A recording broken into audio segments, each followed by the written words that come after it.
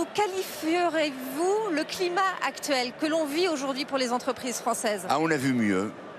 On a vu mieux, c'est malheureusement triste, mais depuis pas mal de temps, et en particulier depuis les européennes, on est dans une situation d'incertitude, avec du stop and go, avec des changements de gouvernement, et avec des apprentis sorciers à l'Assemblée qui jouent un peu à la roulette et qui votent à peu près n'importe quoi, sans se préoccuper des conséquences sur le moral des gens et puis surtout sur l'impression que ça donne à l'international.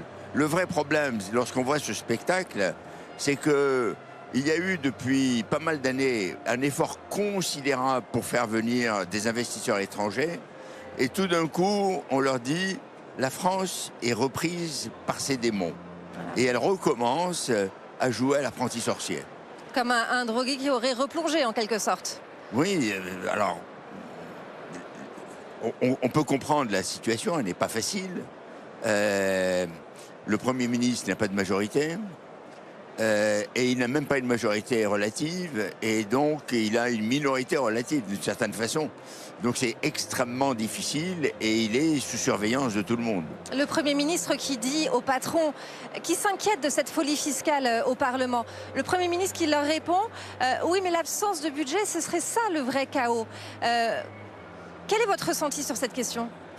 Bon, je ne suis pas un expert, mais j'ai l'impression que s'il n'y avait pas de budget, on serait dans la reconduction des dépenses et la reconduction des recettes. Donc de ce fait, on serait dans une situation où probablement on dépenserait moins que l'année dernière.